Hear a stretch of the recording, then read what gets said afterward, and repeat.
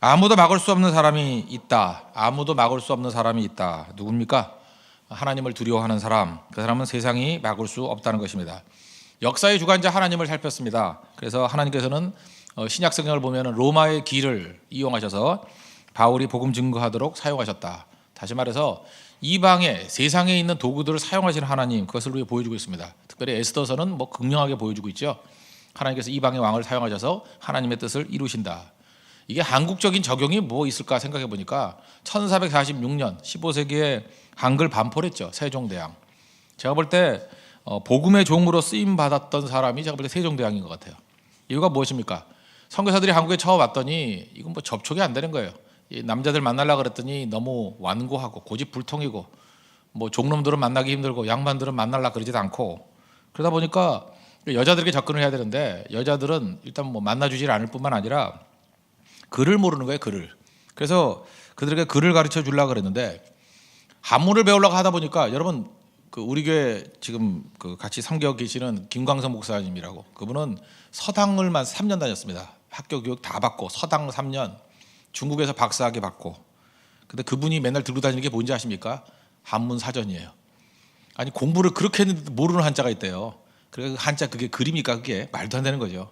그러니까 한문은 우리가 봐도 힘들잖아요. 지금 우리 젊은이들 보면 한문을 잘 모르잖아요. 그런데 서양 선교사가 와서 한문을 본다는 게 이게 거의 불가능한 거죠. 거의 그림이죠. 먹지죠, 먹지. 근데 한글을 보니까 이거 28자, 지금 24자가 남았지만 쉽더라는 거예요. 그러니까 11,000개의 소리를 낼 수 있고, 그러니까 한 달 만에 다 배웁니다. 한 달 만에. 뭐 적어도 뜻은 모르더라도 읽는 거는 뭐 일주일이면 다 읽어버리고. 그래서 여자들에게 한글을 가르쳤다는 거예요. 암클이라 그래가지고 여자들 한글을 좀 알고 있더라는 거예요. 그래서 금방 습득하고 가르치기 시작했다는 것입니다. 그때부터 성경을 번역할 때요, 다 한글로 번역했습니다. 그래서 한글을 통해 가지고 여자들이 남자들보다 더한 지식을 얻는 거예요. 무슨 지식이야? 성경 말씀의 지식. 깊어지는 거죠. 생각해보세요. 남자들이 한자를 알고 뭐 이런 거 몇 명이나 공부했겠어요. 다 머리는 깡통들인데 여자들이 한글로 성경을 읽기 시작하고 배우기 시작하면서 트이기 시작하는 거예요. 깨닫기 시작하는 거예요. 그때부터 하나님께서 역사하기 시작하더라는 것입니다. 그래서 그때부터 여자들이 복음을 받기 시작한 거예요. 특별히 1917년에 이광수 아시죠? 나중에 변절했지만 예수교가 조선에 준 축복이 뭐냐? 그런데 이런 얘기를 했어요. 한글로 사상을 담을 수 있는 그릇을 만들었다고. 그래서 우리 교회에서 사실 섬겨야 될 명절은 한글날입니다. 한글에 사상을 담기는 처음이에요, 처음. 고귀한 사상, 생명의 사상을 담아서 한글을 통해서 많은 백성들이 변화되게 되었다. 사실 이것도 이스라엘 백성들이 400년 만에 애굽에서 나온 거 마찬가지로 한글 반포 400년 만에 이루어진 일이에요. 400년 만에 죽고 잠자고 있던 한글이 살아나면서 우리를 깨우치기 시작하더라는 것입니다. 그래서 우리는 복음의 역사와 한글하고는 뛰어놀 수가 없어요. 이건 뭐 굉장히 긴밀한 연관관계가 있거든요.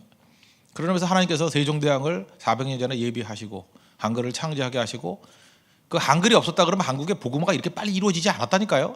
한글 때문에 어마어마한 속도로 복음화가 이루어진 것입니다. 한글이 한글.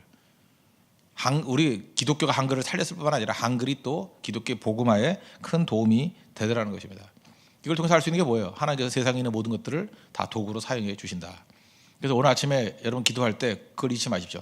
교회 안에서만 머물러 있지 말고 세상의 도구 가운데 우리가 다시 사용해서 하나님의 놀라운 일들 이룰 것이 무엇인가? 로마의 길, 또 뭐 고레스 왕, 뭐 옛날 같으면 그 다음에 한글, 또 나중에 뭐 중세쯤에는 구텐베르그의 인쇄술, 그런 걸 통해서 복음이 또 엄청나게 활성화됐죠. 믿음 안에만 있는 게 아니에요. 바깥에 있는 모든 도구들을 사용하시는 역사를 주관하시는 하나님, 그 하나님을 믿고 의지하는 우리 하나님 백성 되기를 바랍니다. 오늘 본문 들어가겠습니다. 15절. 애굽 왕이 히브리 산파 십부라라 하는 사람과 부하라 하는 사람에게 말하여. 제가 이렇게 출애굽기를 연구하지 않습니까? 공부해 보면은 참 내가 신학자를 비난하는 게 아니라 신학자들이 참 밥 먹고 할 일도 없는 것 같아요. 신학자들의 관심은 뭐냐 하면 여기에 나오는 바로가 파라오라는 왕 이름 아닙니까? 바로가 누구냐 이거 갖고 연구를 무지무지하게 했더라고.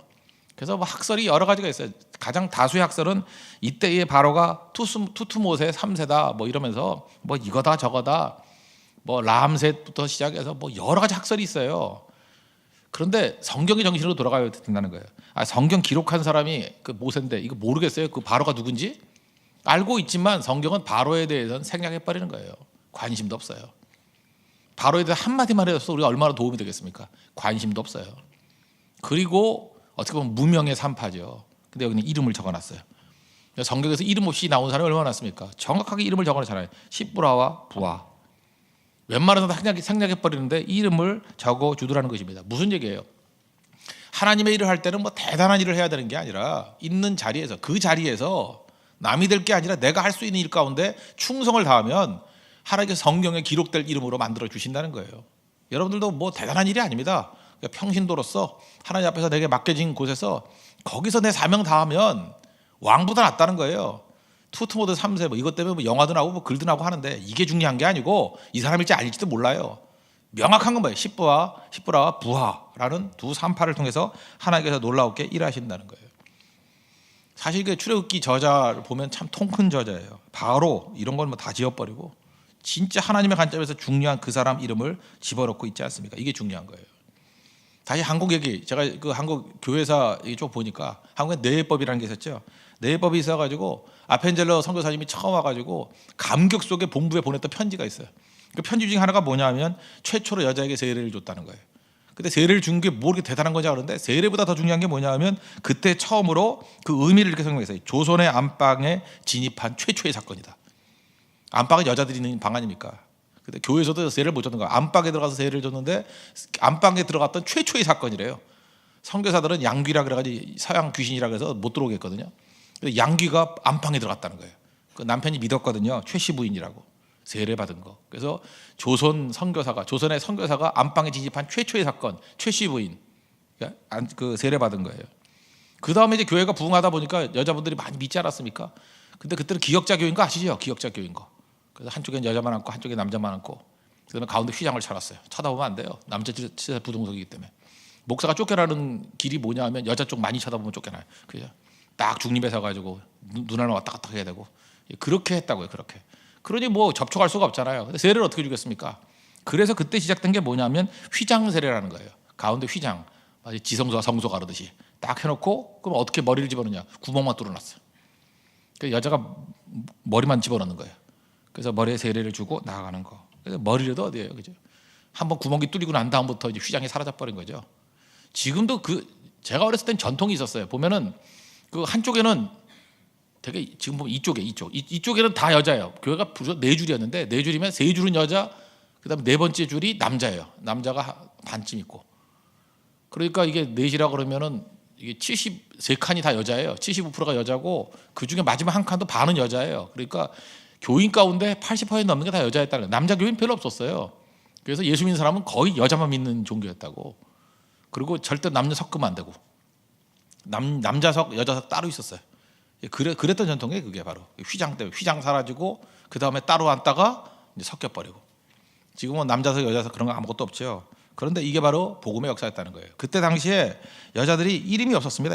이름이. 그래서 태어나면 그냥 뭐 그 동네 사람은 뭐 무슨 댁 그랬죠. 뭐 남포댁 뭐 이러고.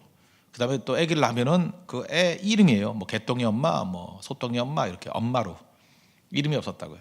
근데 세례를 주는데 이름을 줘야지 개똥이 엄마로 세례 줄 수 없잖아요. 그래서 그때 처음으로 캐토릭뿐만 아니라 개신교에서 세례명이 있었어. 세례명이 있는데 이름을 갖다 붙여주려고 그러니까 힘들잖아요. 그래서 서양식 이름을 한자로 바꾼 거예요. 뭐 예를 하나만 든다 그러면 그 이화여대 총장했던 분, 그 김환란이라고 하죠. 김환란. 환란이 있다 그런 뜻이 아니고 영어의 헬렌이에요. 헬렌이라는 이름을 환란이라고 지은 거예요. 그러니까 헬렌 킴이에요. 헬렌 킴을 갖다가 이렇게 김환란 이런 식으로 이렇게 세례명을 주면서 이름을 주었다는 것입니다. 그래서 그때부터 놀라운 능력이 나타나기 시작했죠. 자, 지난 주간에 말씀드렸죠. 그 영어 수사법 가운데 옥시모론이라는 게 있다고. 이게 모순 형용법이라고. 예를 들어서 뭐 키 작은 사람이 놀라운 일을 하면 작은 거인은 되게 작겠어요. 근데 작은 거인 이런 거. 그다음에 뭐 천재인데 우둔한 천재 이런 식으로. 바로 제가 볼 때 출애굽기 1장에 나오는 내용들이 바로 이게 옥시모론이에요. 옥시모론. 산파 아무것도 아닌 것 같이 보이죠. 세상의 모든 권세를 다 갖고 있는 게 바로 아닙니까? 근데 바로는 아무것도 아니라 그래버리고 무명같이 보이지만 성경에 명확하게 이름을 지적하잖아요. 십부라와 부하라고. 여러분들 우리가 하나님 앞에서 이렇게 주를 섬기고 또 주를 경외하기를 다짐하는 순간에 이렇게 우리 인생의 역사가 다 바뀐다는 것입니다. 여러분이 하는 일이 작은 일이 아닙니다. 우리 충성을 다할 수 있는 우리 믿음의 신실한 종 되기를 바랍니다. 16절 보겠습니다. 이르되 너희는 히브리 여인을 위하여 해산을 도울 때 그 자리를 살펴서 아들이거든 그를 죽이고 딸이거든 살려두라. 이건 뭐예요? 창조주에 대한 도전이다. 그리고 살인하는 거죠.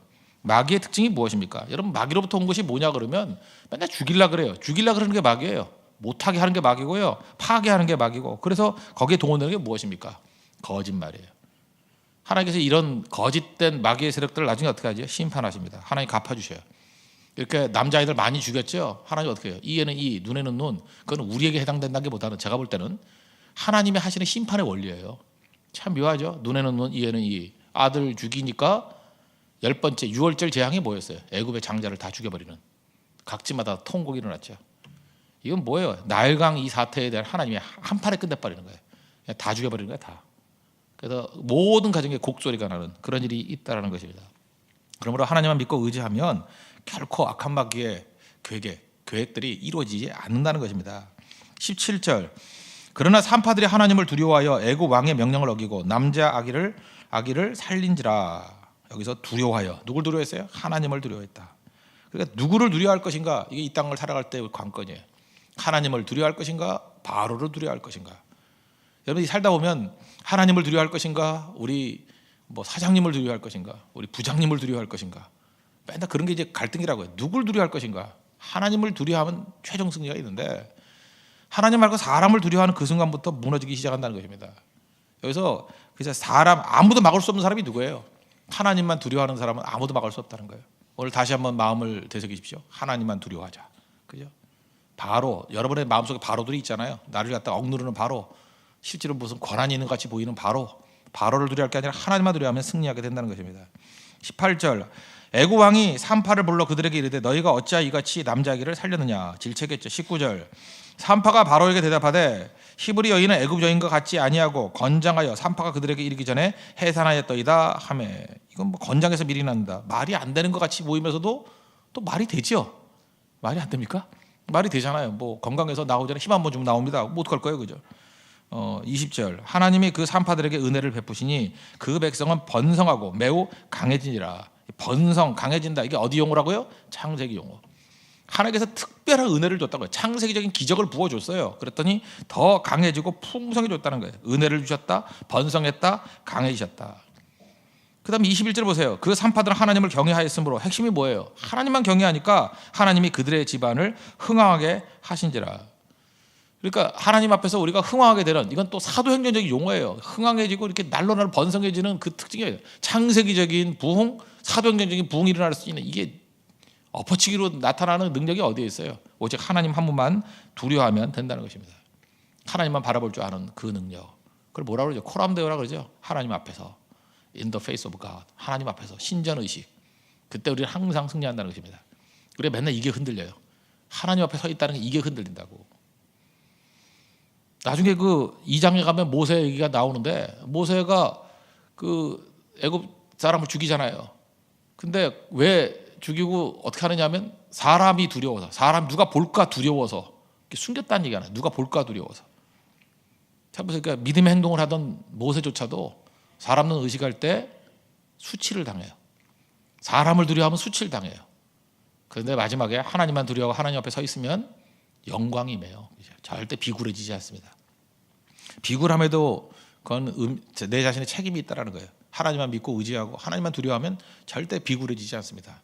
당당하게 서 있어야 돼요. 저 어떤 사역자도 마찬가지죠. 사람 눈 의식에서 사역하면 사역이 비굴해져요. 근데 하나님을 바라보고 하나님을 두려워하는 마음으로 서 있으면 사역이 당당해져요. 여러분, 무슨 일 하든지 당당하게 하십시오. 그 당당함은 당당 그런다고 되는 게 아니고, 하나님을 두려워할 때 당당함이 있어요. 사람을 두려워할 때 비굴함이 있다. 그래서 우리 모든 성도는 어떤 의미에서 당당해야 됩니다. 교만이 아니에요. 그죠? 당당함은 하나님을 두려워하는 데서 나오는 거라고요. 오늘도 하나님을 두려워함으로 결코 흔들리지 아니하는 믿음의 종 되기를 바랍니다. 마지막 22절, 그러므로 바로가 그의 모든 백성에게 명령하여 이르되 아들이 태어나거든 너희는 그를 나일강에 던지고 딸이거든 살려두라 하였더라. 그 나일강이 죽음의 강이 되어버렸습니다. 태어나면 다 죽이는 거예요. 그런데 하나님을 두려워하는 백성들은 죽어야 안 죽어요? 안 죽는다는 거죠. 하나님의 계획은 누구도 막을 수 없다는 것입니다. 사실은 나일강이 자기의 목적을 이루는 자리라고 생각했죠. 죽이면 내 목적을 이루어. 바로가 그랬다고요. 근데 그 자기 목적을 이루는 그 자리에서 바로가 가장 두려워하는 모세가 건짐을 받았습니다.